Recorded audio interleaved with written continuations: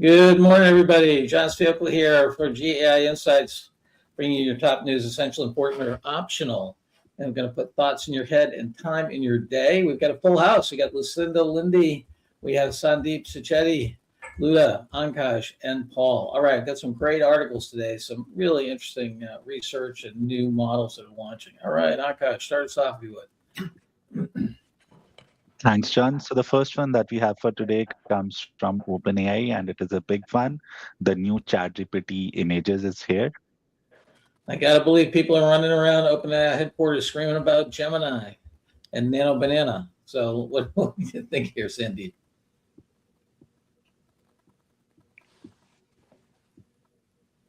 Sandeep, did you have a chance to take a look at it? Give us your opinion on this one. You're probably on mute, Sandeep. Are you on mute? Oh, okay. No, I'm not. Can you hear me? We can, yes. Yeah. Do you have a rating for us? Can you hear me? We can. Can you hear us? Can't hear us. Okay. All right. Let's see who else is on this Ankash. Yep. So, John, I think this is a big one coming from OpenAI. I think they were lagging behind Gemini for the past few months now. So this sort of provides them the extra cushion. So the code red that was done by Sam Altman at OpenAI, this is the result of that. So it's a good model. I have tested it, played around with it. So it's not, I would say, not at the same level as Nano Banana Pro, but better than what ChatGPT had earlier. And due to ChatGPT's distribution, I think this is an essential read, essential for any AI leader to know. All right, to know that they're catching up. Lucinda, what do you think? Yep. So I was on important and was really just looking at it in terms of it's OpenAI. I hadn't thought, Ankash, I'm glad you did a comparison between this and Nano Banana, because I think that's an important thing to look at. I think it's very important because it's a multimodal UX leap. It's not just a model upgrade, so that it is important for people to know these new capabilities. It does give higher fidelity and controllability. One of the things about, of course, probabilistic AIs is that you want to be able to steer them. It allows you to do a little bit of workflow compression because now you're not constantly switching between chat and image tools. So I think they're really following where people are actually using and what the needs are. So I thought it was important, but could be talked into essential. All right, going for an important here. Sandeep, can you hear us? Yes, I can hear you. And can you hear me now? Yes, we can. So what's your opinion on this one? Yes. So I was also on the important. It does feel like OpenAI is catching up to Gemini's Nano Banana.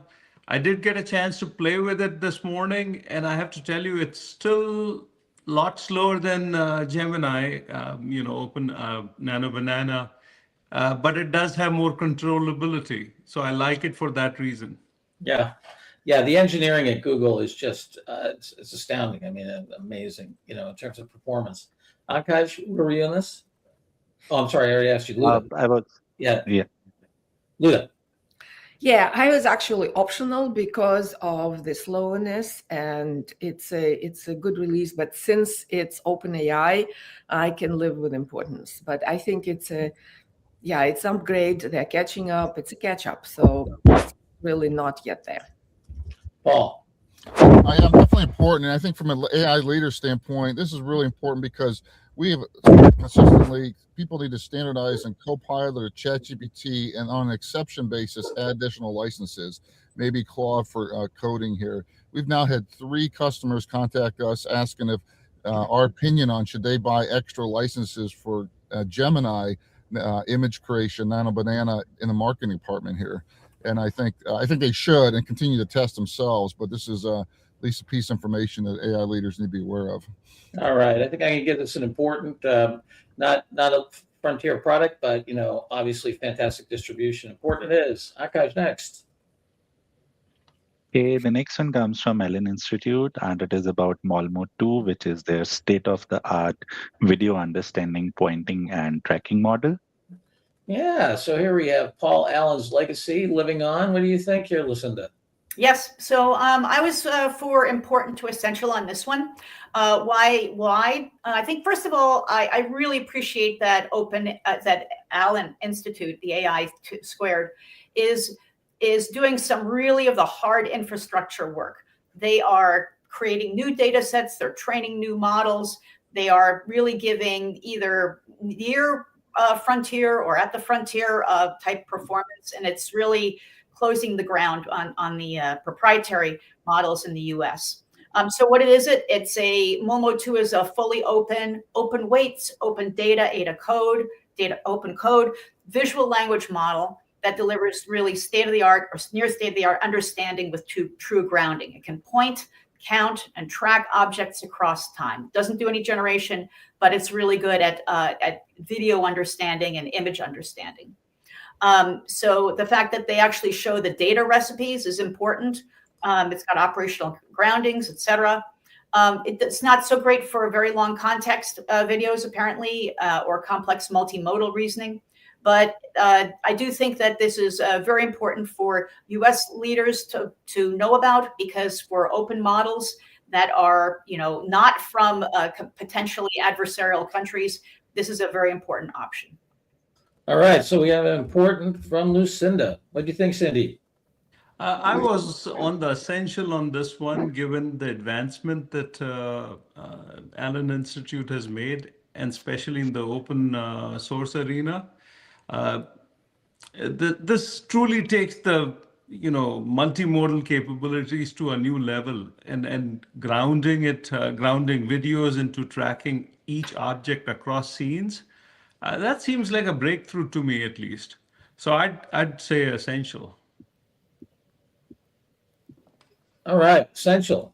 Paul, I'd be as a betting man, I would say you're not going to come out essential on this one. No, I do agree with Sandeep. It got some very interesting technical things here, but this is a product announcement. I'm assuming all the semi open source and closed open source are going to incorporate whatever new innovation they have with this. Optional for me. Yeah, for our audience, remember they're truly optional, right? This is everything. This is data. This is methods. This is models. This is weights. I mean, it's not this kind of quasi open. Yeah, what do you think, Lou? Yeah, I'm actually with Sandeep. The amount of innovation here is quite important. The number of downloads of the version 1 was in many millions, right? So they really pushed the image generation, image tracking, all of those capabilities with their first model. This will elevate it to the next level. So I was on important to essential because of that. I think, and it's US centric, like that's what Lucinda said. So that's also quite important. Yeah. So you are you're not really focused on image generation. You can use that pretty much getting the cost and the performance envelope and all the capabilities state of the art pretty much for nothing, right? So I think it's important for you. And Luda, how do you know it works? Because the prior one worked quite well. So I'm giving, it's a leap of faith. Obviously, I haven't tested it, but I trust that the first one worked, so the second one works. All right, Ankash. I was important as well, John. I think because it's, can you hear me? Yes. Yeah, because it's truly open source, US-centric model, and I think leaders now want to go from proprietary to open source, maybe explore those options, right, across the model portfolio. So for that reason, I think important for a leader to know. All right, important is Ankash next. Okay, the next one comes from Stanford, and it is titled Beyond DeepSeek, China's diverse open-weight AI ecosystem and its policy implications. Yeah, what do you think, you're Lou? Well, this is the one I actually was torn between optional or essential. So if this is a statement essentially on the open source positioning of Chinese models in the world. So they essentially state that open weight AI ecosystem is now a global force, and it's sort of penetrating across the world, especially in the countries that don't have the capabilities to pay for the state-of-the-art proprietary models. So it's kind of diffusing the word they use across the world. And it's competitive in its performance, and it's not one, it's 12 vendors that are pushing, and they have a comparison of 4 top vendors in China. So it's in that sense, and its policy implications for AI leaders is you can't ignore it. Whether you're using them, what you're using them, when you're using them, how you're using them, it's a very important question. There's safety implications, talent implication, infrastructure implications. So you have to be aware of that. So I was like, but AI leaders know all of this if they're following, right? So that's why maybe optional, but I leaned more on essential. All right, we got optional or essential. The confused mind. Sandeep, what do you think? Oh, well, let me break the tie. I'm in the essential category on this one. Given the depth and the richness of the ecosystem that China has spawned in the open arena is just absolutely fascinating and something to really grapple with as both policymakers and business decision leaders. As a startup founder myself, I have to tell you that it is an agonizing decision every single time. And I tell you, for me, unfortunately, I'm leaning more and more towards open source models, the Chinese models. They're just good and cheap. And cheap matters a lot when you're really trying to scale your product. So the depth and the breadth of their ecosystem is important, is essential for everybody to know and aware of. But there are challenges, of course, of provenance and governance and data security and all those things. So business leaders really need to know this. All right, we got an essential Cinda. Yeah, essential all caps. This is a wake-up call to the U.S. and also the AI ecosystem. I mean, the fact that Sandeep is saying that he is now more and more leaning towards choosing Chinese models is a big, I mean, that's the example right there. If you look at some of those graphs, and this is again by Stanford, right? So this is not a piece of propaganda, but that some of the graphs that show just the dominance, it's really showing how the competitive field has shifted from like who's got the best model to on reach and adoption and open source. And you know that saying, good, cheap, and fast, pick 2. This is basically saying good enough, cheap, and fast. And that is what they're focused on. And that is going to drive reach and adoption for exactly the reasons that Sandeep said. There are a lot of other things that I could talk about here. But I think it's an it's 18 pages, yes, but it's very readable. The points are very well made. And for anybody who's thinking about their AI strategy in the enterprise, especially if they're in multiple countries, this is a must read. All right, what do you think here, Ankaj? Essential read, John. I agree with Lucinda, and I think she has covered it really well. So essential read for any AI leader. All right, Paul. The cynic of me says that Google's going to do everything they can to take the knees out from OpenAI's IPO next year. And I think one thing they could do is make Google Gemini free and do the Microsoft free against Netscape, because 80% of that. I think the second thing they could fund on the side a whole bunch of case studies on startups using open source and have all that flood the zone 30 days before their IPO. So I think we're going to see a lot of dynamics, but definitely essential. Yeah, I'm essential all caps on this one. When you think about the U.S. dominance in the internet and so forth, I would argue it's because a lot of it was free, right? That it was that it started in the gift culture of the academy and the government, and stayed there for a couple decades before it was opened up for commercial use. And I think the U.S. is completely losing the plot here. In terms of I've got a meeting later this morning with a multi-billion-dollar safety and inspection company. This is going to be a central part of it because they do a lot of things in safety for manufacturers in China and in Europe. And they're interested in how they're going to have to validate AI and its use and so forth in those products as part of their safety review.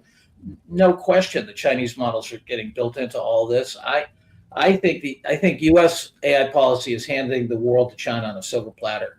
It's just disgusting. John, we might see. Maybe the analogy is on the search. There wasn't paid search; it was free search, all by advertising. So, maybe at the end of the day, OpenAI drives into advertising, and 2 years from now, we're looking at a bunch of free stuff with advertising and no advertising. Yeah, but for me, it's more fundamental. It's all the stuff. It's just as Sandeep said. He's sitting there. He's a startup. He's going to use it. You're doing. All the manufacturing. The hub of the world is China now, right? So now it's going to be built in. Embedded models are going to be massive in 2026 through 30. Everything's going to be intelligent. And what are you going to do? And then. Our current administration is pulling apart NATO, siding with the non-manufacturing companies, the resource companies.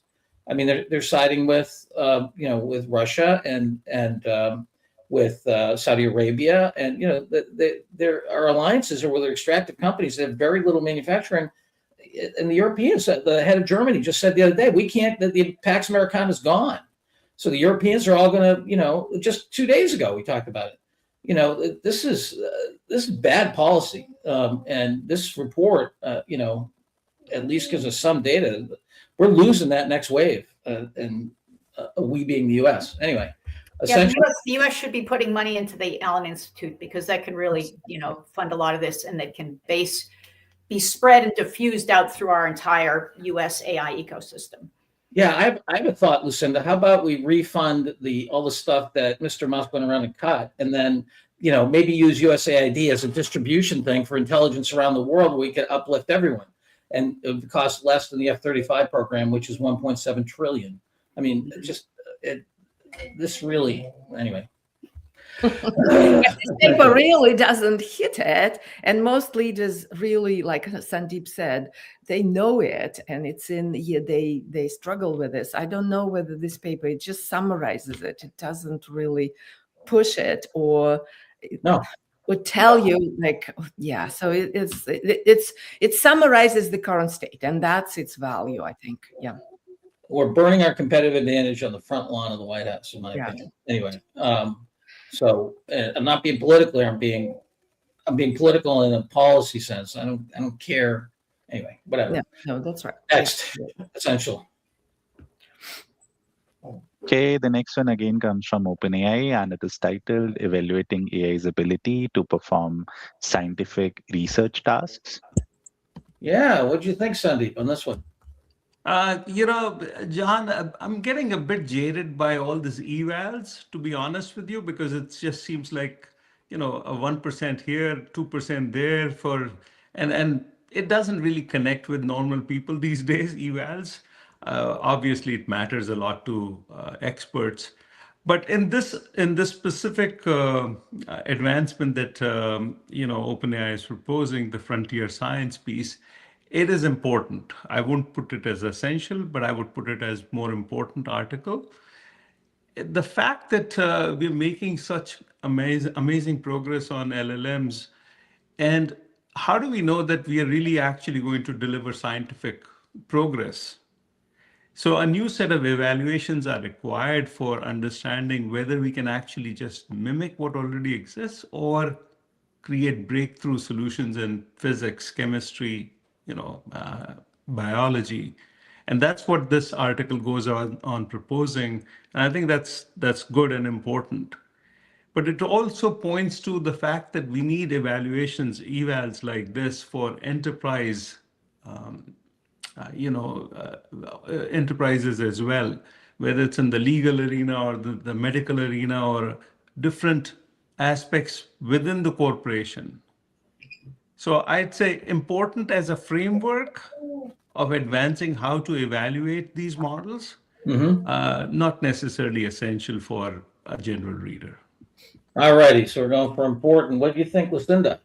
Yeah, I would say for your, typical enterprise AI leader, that this would be optional, and that probably most of them are not really focused on frontier level science. I do agree with Sandeep that this is the fact that you have a new benchmark that really outlines things to check against for when you're using a large language model or generative AI at the science frontier. So I would say optional for most, unless you're in academia or doing frontier science at one of the big labs, then it could be important.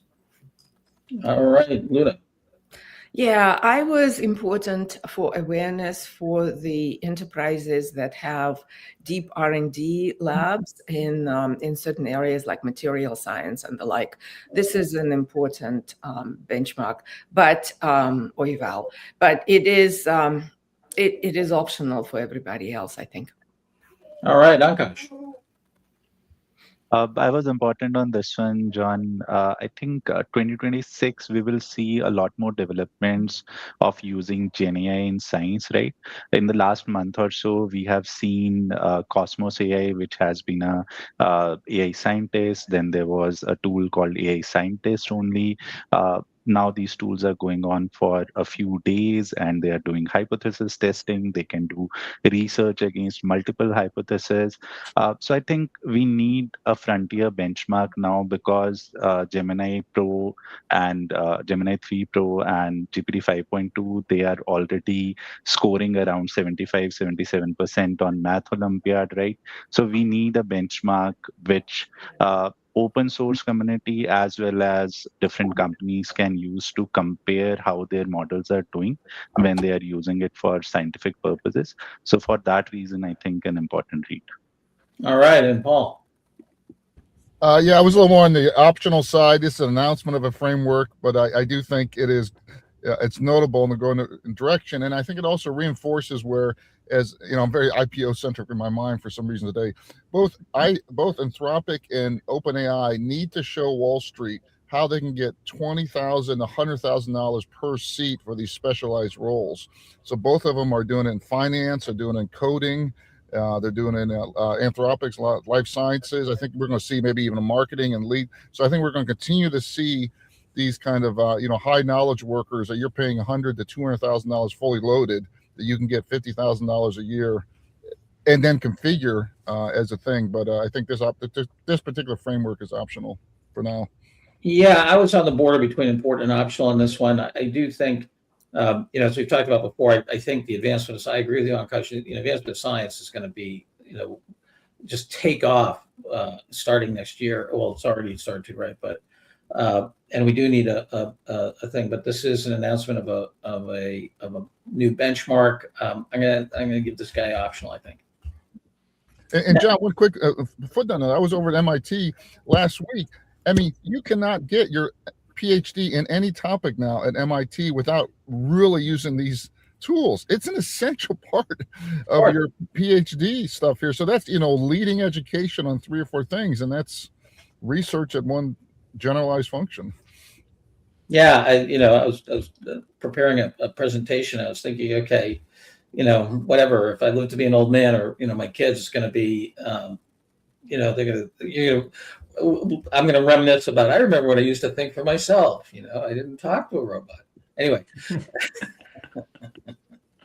next. Well, John, we used to say that for maps. We used to know where we're going. Now we just listen to the robots. I know, and I love maps. Anyway, whatever. Next. Okay, the next one comes from Xiaomi, and it's about their Mimo V2 Flash. Yeah, listen, what do you think? So if the Stanford policy document is an essential, this should be stapled to the back of that document as Exhibit A. So I would say that it's important on its own, but also it really shows you exactly how these policies are playing out in one of the Chinese ecosystem AI labs. So basically what they're focusing on is AI for real deployment, which means speed, cost, and kind of good enough language, output. It also is dealing with, there are a couple of innovations. One is called the sliding window attention. One of the issues with having a long context is that, as the longer it gets, it goes up, the compute needs go up as the square of the number of tokens. And what this does is it says, hey, let's just filter out the important stuff to say, like, what's the relevant information we need to have in the context. Let's avoid reprocessing everything every time, so that a 256 token context is actually more usable in production at lower cost and better latency. Another thing is that it uses mixture of expert, which also limits the compute that's used. Mixture of expert is 309 parameter model. You use maybe 15 billion active parameters, so you're limiting compute cost, and you're kind of getting large model intelligence, but paying for mid-level compute. It says it's optimized for agents. I actually don't know how to really judge that, but they are looking at this thing called multi-token prediction, and that's really an infrastructure model built for workflows as opposed to just one-off like marketing benchmarks. So this really shows the China policy in action. So I would say definitely important because to know this, but also to be able to talk about how it illustrates what the policy is.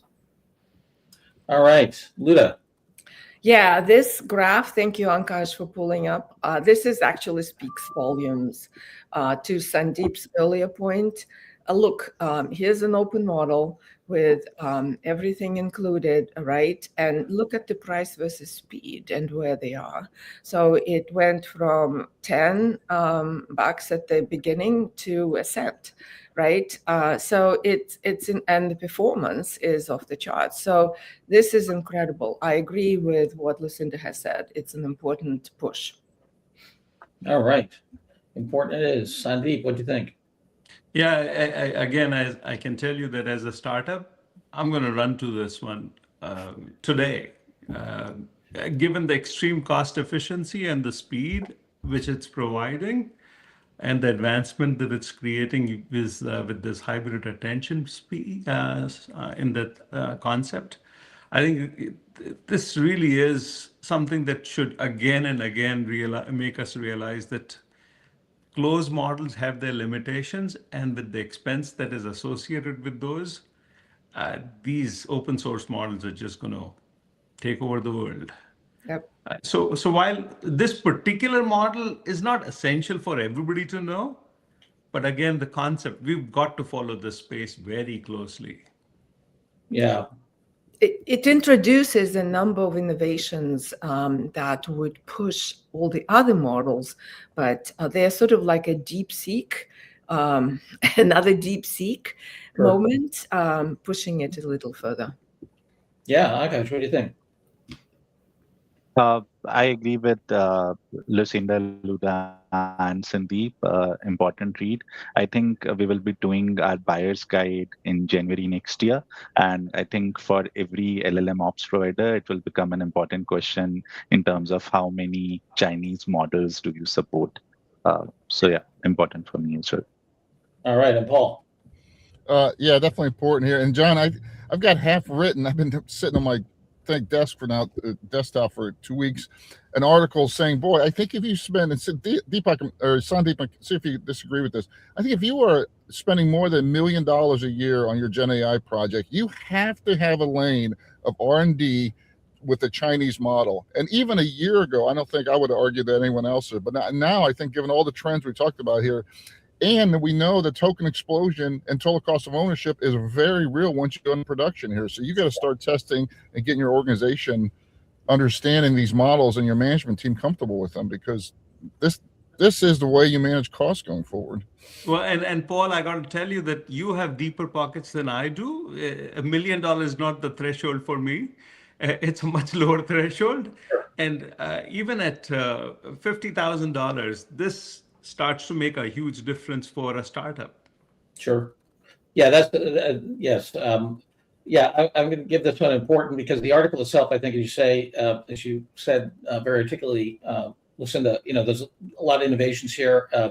This notion of being able to go down to the level of sorting out which parts of the model need actual lots of inference versus things you can just assume. And it reminds me a lot of the work in telecommunications in the early days where bandwidth was constrained, where you would say, okay, I'm not going to send the whole video. I'm just going to send the bits that move, right? And I think that kind of, I think it's more of an organic analogy, right? It's that the redundancy and the cost of inference, I think, will be a combination of algorithmic innovation as well as kind of location, and then what it is that you actually have to do inference on.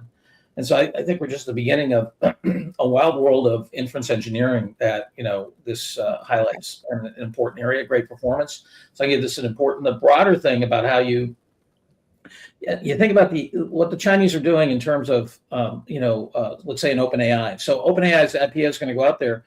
If I'm an investor in OpenAI, I'm worried if I'm looking at the life cycle value of any of their innovations. And what this is doing is it's truncating the life cycle value.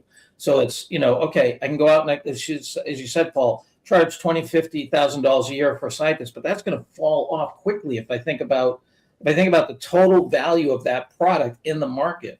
They're putting massive pressure on the big guys to get out there and harvest money. It's like integrated circus, but worse. Intel used to have only about 2 years to go get their money for a new chip. Well, same thing. I think I don't know what the profitability shape is for models, but I think it's going to be very truncated. And the Chinese are putting massive pressure on those commercial entities. And John, that's why I think it's an interesting whole argument called, boy, does it really now go the differentiation down at the chip level?